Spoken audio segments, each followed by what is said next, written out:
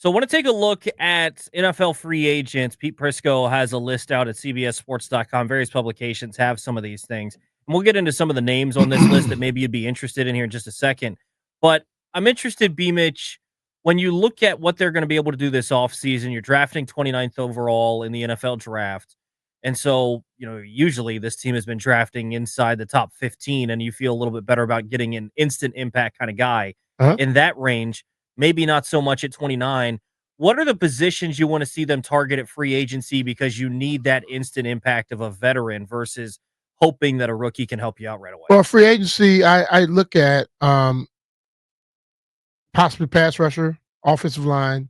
I feel you build the strength of your team by having exceptional people in the trenches. If we watch what the Philadelphia Eagles did, we all talk about Saquon. But if you got the holes he had, you could probably run for as many yards, for not that many, but probably half of them, because Saquon was given lanes to run through. His offensive line was road grading people. Then when you flip it over, his D line was harassing the hell out of quarterbacks, hitting running backs in the backfield. Other teams had great receivers, but guess what? They were nullified because the quarterback had no damn time. When did Pat have 5 seconds in the game in the Super Bowl? Never. So, when we begin to talk, and listen, man, as a guy who played in the league in skill position, when I ask a former quarterback, I know you don't have success without those big guys up front. So we can do that in free agency, or you can go if you find somebody legitimate in the draft. This is the thing that I have a lot of hope for and belief in. We've drafted people in the first round over the last few years that were horrible. Now you got a group who has rolled in here. They draft people that make impacts. Look at last year with the draft picks they had. Impacts. And it didn't stop at the first round. See, around this area, we are confused that we think you only find impact players in the first round. But when you look at where he just came from, the 49ers, you got a linebacker in the third round. You got a fifth round tight end. You got another receiver that was in like a second or third round. They are all impact players. So you don't have to just get them in the first round. So at 29, you can get an impact player. If they were to move out of that and get two people in the second round, you might get two impact players because you have legitimate scouting staff now. You have people who know how to go get instead of thinking, oh, I'm a drafter because I like them. Yeah. We dealt with that a long time. So I am confident that they're going to get impact players no matter where they pick them at. One position I'm interested to see and get your thoughts on is offensive guard is somewhere where I think a lot of us are kind of expecting, or it seems like a lot of people are expecting Cosme back a little earlier than I would expect. To me, anytime before week 10 would be great. If he gets back after week 5, awesome. But I don't know that I would count on him until at least halfway through the season. If that's the case, I feel like getting a guy. So on this list from Pete Prisco, number 32 is Kevin Zeitler. And he signed a 1-year deal last year with Detroit. He played really, really well there. He's 34. I think someone like that would make some sense where you could sign a 1-year deal for a guy at a guard position. He can fill in at right guard until Cosme's back. And then whenever Cosme returns, he can shift over to left guard and you feel like you upgrade there where Allegretti now becomes a swing guard. I think that's a position that I would look to upgrade because I think, to your point, both lines are important. But if I'm going to do something in free agency, I don't know that Zeitler is going to cost a ridiculous amount. It'll be probably another 1-year deal, and then you can kind of decide on the future of whether, if Coleman's going to kick in or if Wiley's going to do whatever they're going to do on the offensive line. They still can make long-term plans, but at least then you plug in stopgap for a year there. I think the thing you got to realize, offensive linemen, defensive linemen, those guys play a lot longer than the other guys. And they normally bounce back quicker than some other guys because it's not their job is not to be able to shift and change direction. It's about the power. An offensive lineman can come back quicker from an injury like like Cosme with those. They all wear knee braces. And looking at a guy like Zeitler, like you said, 34 years old, hell, he can sign a 2-year, 3-year deal. Sure. Because they can play that long. This is not a receiver.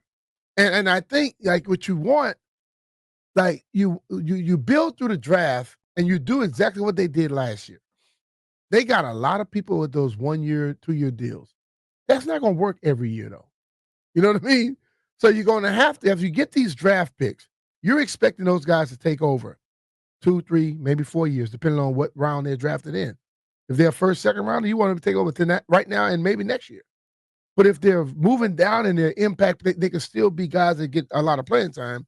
You want to have a guy that's going to be rolling out while they rolling into their prime. And I think that's how you do it. So maybe you have to sign some dudes that may not be top of the notch, but it's better than what you had. And I think having a quarterback like Jaden makes it to where you may not need the number 1 offensive lineman. You could get the number 2 or 3 offensive lineman. You know what I mean? Yeah. No, And same thing with the receiver. Well, and that's the thing with the old line with Jaden is, people talk about this year's little bit of a downward trajectory from the Texans. And part of that is their offensive line wasn't as good. Jaden can do stuff that Stroud can't do, though. And he can make up for some of the shortcomings of an O-line. The thing that I'm curious, last year at their introductory press conference, Adam Peters said he's going to build through the draft, supplement through free agency. Yeah. And I think he did that, right? You did a great job of it. You look at the guys that he has and that he drafted last year. Sandra still is a premium position at corner. Yeah. He looks like he's going to be a star for a long time. Jaden, obviously, a quarterback. Brandon Coleman on the offensive line. If he can play left tackle long term, that's awesome. Even if he plays guard for where they drafted him, that's awesome as well. How do you think they address it? Is it something still where maybe they change it up just a little bit and they're a little more aggressive in free agency to go get some of the top talent because of year one? Or is it still the same thing where I'm going to draft a corner versus paying 15 to 20 for another corner outside of Lattimore? I'm maybe going to try to draft an offensive tackle, edge rusher of that sort versus I'm going to go out and spend a lot more so that I can have instant impact veterans. If we go through it on our offensive line, Wally, up and down. Mm-hmm. Cosby got injured. Okay. I think Badass is good, center. Allegretti, as the year went on, he got better. And then Coleman. Coleman had some games later in the season that weren't his best. So you basically need possibly 2 people to be filling in right at that moment. Do you want to have another rookie to be breaking in, or do you want a guy who can hit the ground running? Yeah. Especially right tackle and right guard. Then as you look at it on the other side, what would be easy if you have defensive linemen that can put consistent pressure on a quarterback with 4, like Philly did? Do you have to have the best cornerback? No doubt. Okay. Yeah. So if you were to improve the big man positions, then you put yourself in a position where you don't have to have the top of the charts. You can have somebody that may be down a little bit, because I've always felt that when your defensive line can pass rush, they make everybody looks better. No doubt. And I think the thing about Philadelphia that makes them special is they don't have just good 5 offensive linemen, just 5 good offensive linemen, right? They don't have just 4 good defensive linemen. They're rotating through these things. And I think this is where it gets interesting when you look at what they're trying to do this offseason in Washington, where they want to build like Philadelphia has built, like they built in San Francisco. And so when we're talking in year 2, hey, let's go get Myles Garrett. Hey, let's go get T. Higgins. Hey, let's go do this. I think suddenly you run into a spot where that's not how those teams did it. They were able to make the luxury moves when they were built. As a fan base, we are desperate. So every time we hear anybody in free agency, think about this. You pay close attention to sports. Every time anybody becomes available, what's the first thing all of our people say? Go get that guy. In some other cities that people come available, they're like, okay, whatever, because they know where they need to go. We went to 4 Super Bowls under Joe Gibbs, but 3 under Joe, 4 under Joe. With what? A hell of an offensive line and a dominant defensive line. And you did have some people draft along the way that end up being stars as well. D. Green, Art Monk, all those type of guys. You don't build it the other way. We, in this town, act like we got to build from the outside in. Let's go get receivers. Let's get quarterback. No. They'll be beat the hell up by the time they get to where you want them to really get it. So if you build from the inside out, just like Diame started coming on at the end of the year, who's to say he can't keep growing? Now, it's going to come down to whatever somebody else might offer him. Suppose somebody don't offer him anything. He can still come back. He can still be a vital piece. He may not be your number 2, but depth is what you need. You need more than 2 receivers. And you have one of the quarterbacks in the National Football League that there's not a lot of, where Daniel Jeremiah on his podcast gives the analogy of a truck or a trailer. Are you someone that they're dragging behind and you help out, or are you the guy that's driving the team? You have a guy that makes everyone around him better.